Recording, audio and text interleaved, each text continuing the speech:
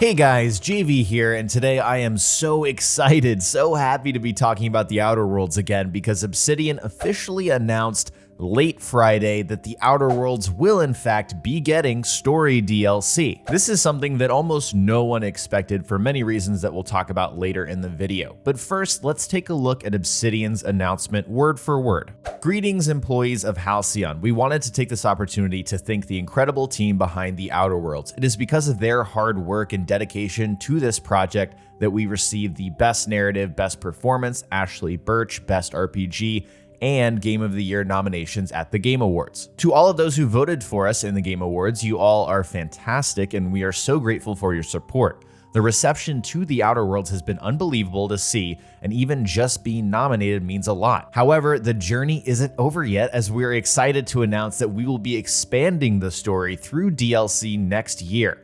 Details will be made available at a later date. Now we would like to allow our game directors to share a message with you all. We just wanted to personally thank our team for doing a wonderful job and our fans for their tremendous support. And Tim would like to say what an honor it was to work with me, Leonard. Whatever, Leonard, now that we've finished, I expect that certain photographs will be destroyed as per our agreement, Tim. That little back and forth is pretty on brand for those two, and this message was posted by Shyla, the social media manager at Obsidian. There's not much else to it. Story DLC is coming. It's supposed to expand the story, which I think people might be getting carried away with that wording, and details will be coming at a later date.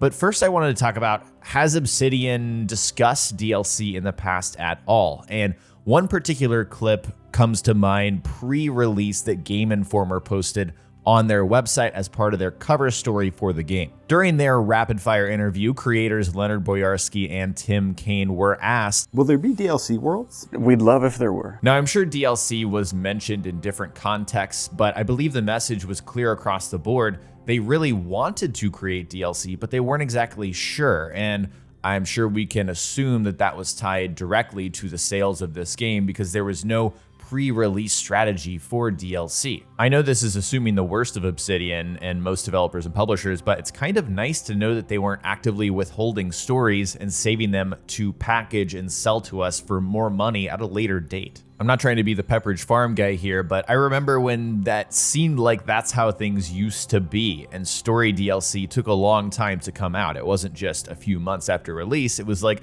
one full year after release because they wanted to give the same time and effort and attention to that content that they did the full game. And they also wanted to wait and see, is this profitable? Is this extra piece of content worth our time to develop? Speaking of, a lot of you may be wondering, how is DLC justified for this game? And I think the simple answer is that the Outer Worlds sold fairly well. If we look at the sales charts for October, it's the second best-selling game, and it came out on the 25th, so it only had, 6 days in order to hit that mark. Of course, October was notably dry for video games. There weren't a lot of big games coming out. Call of Duty obviously was at the top, but this is still impressive. No matter what, it's way up there on the charts. And also, this is sales. This does not account for the Game Pass. And we know that the Outer Worlds launched on Xbox Game Pass during their $1 deal, where you got Ultimate for an extended period of time, like 3 months for $1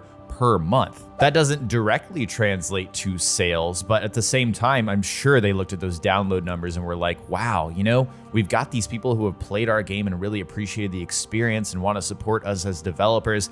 Let's go ahead and make some DLC because we have enough people on board, at least we think, in order for this thing to be worth our time, which again is awesome. I cannot stress how amazing this is because we know that the verbiage and the message before launch from Obsidian was like, this is a AA experience. Not really, it's like AAA light. This is not a Fallout, this is not a Skyrim, this is not an open world game where you're gonna spend hundreds of hours. It's more of a self-contained experience. But I think that the Outer Worlds really benefited from that because it was more focused and everything felt like it was given a handcrafted touch, whereas you might not have gotten that if they tried to go beyond their scope and beyond their budget. We're going to dive into speculating on the story and what this could be, but first I want to talk about when this thing is coming out. 2020 is all we have right now. They said next year, and also more details are coming soon. So once we get those, obviously we'll talk about them here on the channel. But if I had to give you guys a prediction, I would say this is probably coming out in the back half of the year. I would actually predict 1 year from launch is when we're going to see this thing. Now, I could be completely off base. Maybe this is more of a basic DLC, but Obsidian does DLC very well. New Vegas's DLC was awesome. And also, we have to wonder, how long have they been working on this DLC? The sales numbers that I shared earlier were public on November 14th, which is only 3 weeks after the release of the Outer Worlds. And we have to know that Obsidian has access to this stuff way before the public does. For all we know, they could have been greenlit and given the go-ahead to create DLC, or at least start conceiving of it right when they got those numbers. So this could already have been in the cooker, so to speak, for a while now. So maybe this will come out sooner than we expect, but again, if I had to put money on it, I'd say later 2020.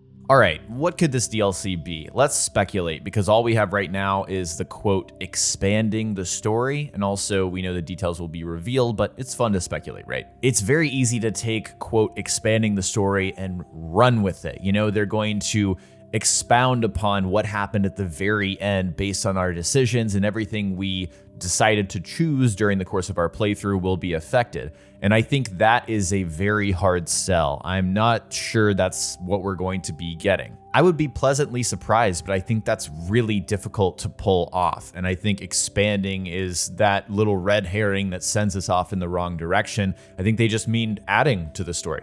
Adding, expanding. We're gonna look at the locked worlds because I think that's potential for DLC, and that was the question asked in the interview, not suggesting that's where Obsidian is going, but it's an interesting conversation. The 4 locked planets or destinations in the Outer Worlds are Eridanos, Hephaestus, Olympus, and Typhon. Now we can cross 2 of these off the list simply based on the description in the game. First off, Typhon is an uninhabited icy planetoid at the edge of Halcyon. Typhon has nothing to offer the colony.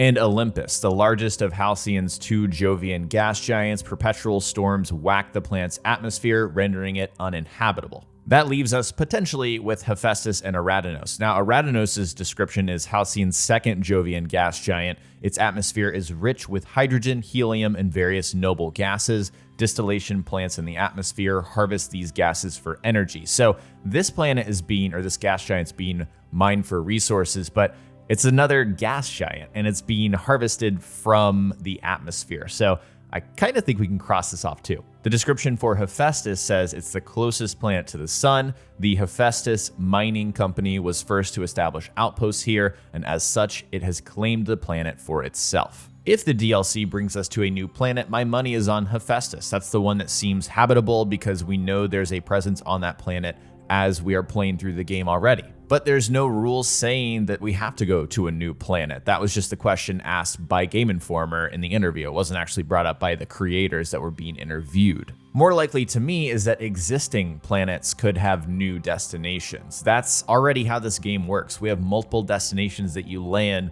on Monarch and Terra 1, or I believe Terra 2. That's already something that exists, so I wouldn't be surprised if that's how the DLC is going to work. And already these areas, these locations in the game, the maps are so fleshed out with content that I don't expect the DLC to happen within the maps that already exist, because they're so crafted and self-contained to present a certain story or a set of quests that, again, I don't think it would make sense. So I think we are going to a new destination, but it's going to be a new destination on an existing planet. As far as choices go and how they affect the outcome of the game, there are some spoilers here. I'm just going to talk freely because I assume if you're watching a video about DLC, you've already played the game. But the game projects the effects of the choices that you make throughout your playthrough into the future based on your choices at the end. You know, the ending slides, whether you choose the board, whether you choose Wells, or you died trying to jump the hope at the very end of the game. I doubt that the DLC will affect the ultimate destiny of Halcyon.